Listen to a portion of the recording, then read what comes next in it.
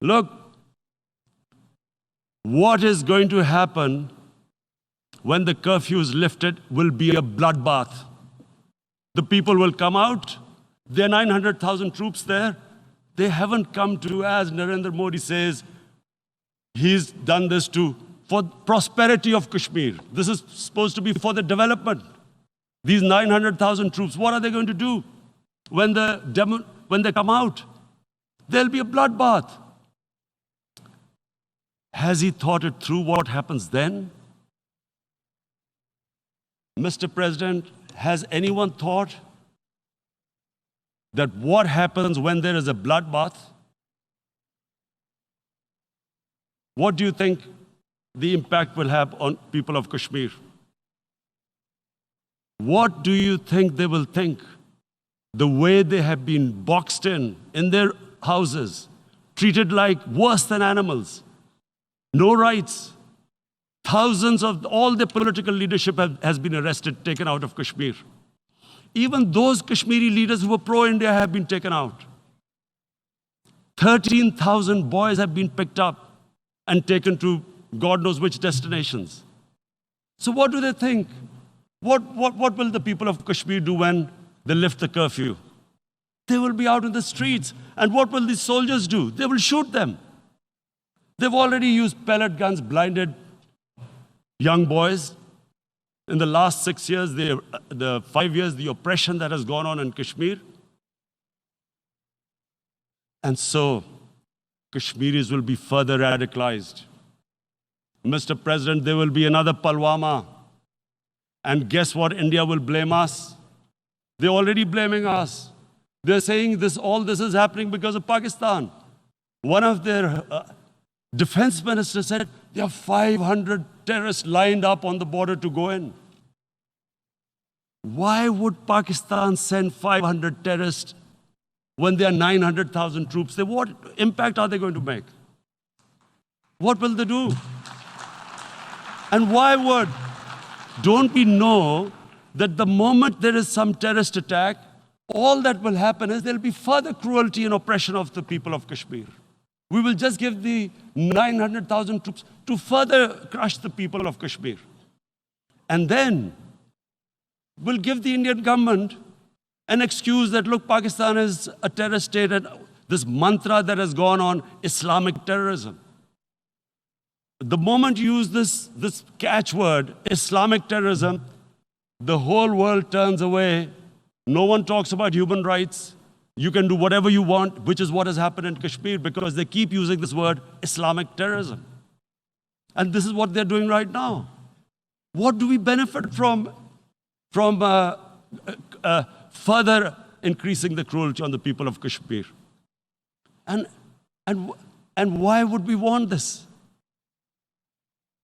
But there is no other narrative left for India.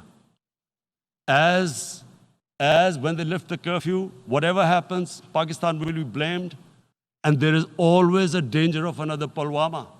They might come and bomb us again, and then another cycle might start. And what does Narendra Modi think? That 180 million Muslims of India are thinking right now. Aren't they watching these Kashmiris stuck inside for 55 days they've been stuck in? Aren't they watching? What do you think? Don't you think that the Muslims will be radicalized in India? And I am talking about 180 million people. And when they get radicalized, there will be some incident in India somewhere down the line. Again, we will be blamed. And I'm warning you right now, again, we will be blamed. And Mr. President, what about 1.3 billion Muslims who are watching this? And they know that it is only happening in Kashmir because they're Kashmiri Muslims. This is not happening to Kashmiri Hindus. They know that this is happening because of their religion. So what do you think they will be thinking? What do you think the Jewish community would think if they were, forget 8,000 Jews stuck like this? What do you think Europeans would think? What do we think? I mean, any human community, if their members are stuck like that, what do you think they will think? Are we a children of a lesser God? Is it not going to cause us pain? And then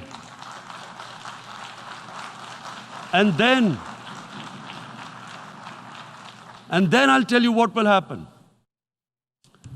People will, in the 1.3 billion Muslims, someone will pick up arms.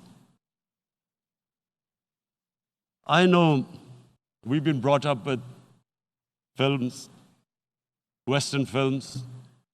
This good, decent guy doesn't get justice. He decides to pick up a gun and start seeking justice. There was a film made in New York, famous film called Death Wish.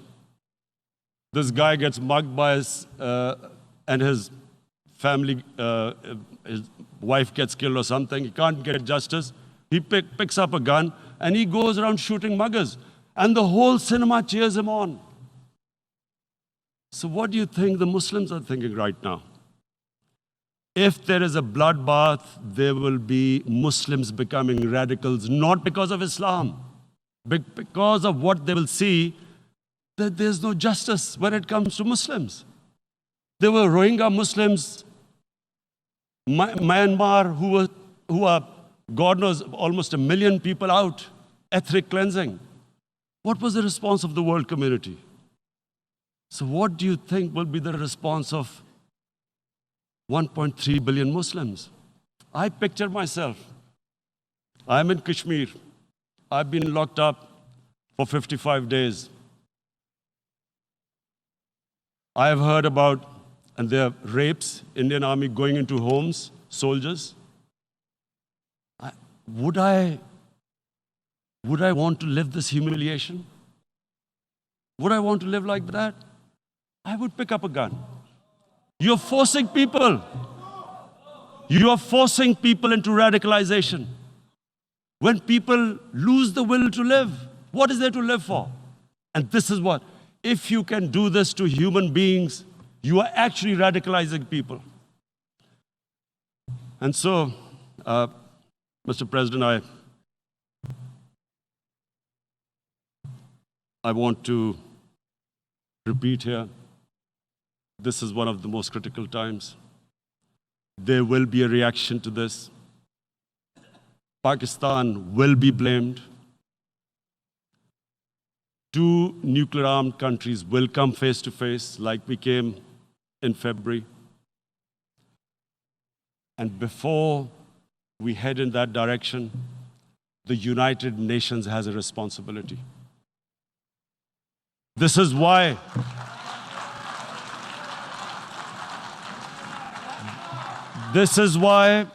the United Nations came into being in 1945. You were supposed to stop this happening. I feel we are back to 1939. Munich, Czechoslovakia has been taken, annexed. What is the world community going to do? Is it going to appease a market of 1.2 billion, or is it going to stand up for justice and humanity?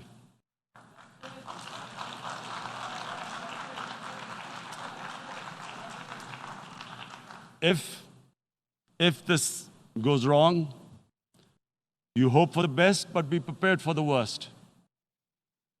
If a conventional war starts between the 2 countries,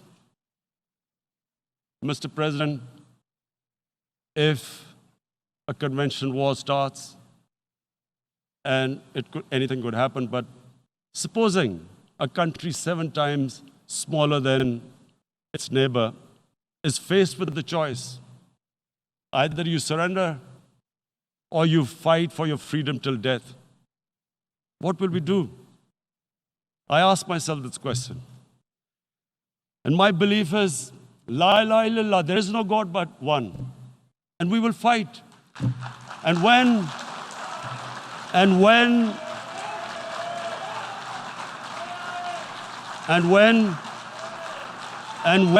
a nuclear-armed country fights to the end, it will have consequences far beyond the borders. It will have consequences for the world, which is why I repeat I'm here. Because I'm warning you, it's not a threat. It's a fair worry that where are we headed? And I've come here to tell the UN, you've got to, this is a test for the United Nations. You are the one who guaranteed the people of Kashmir the right of self-determination.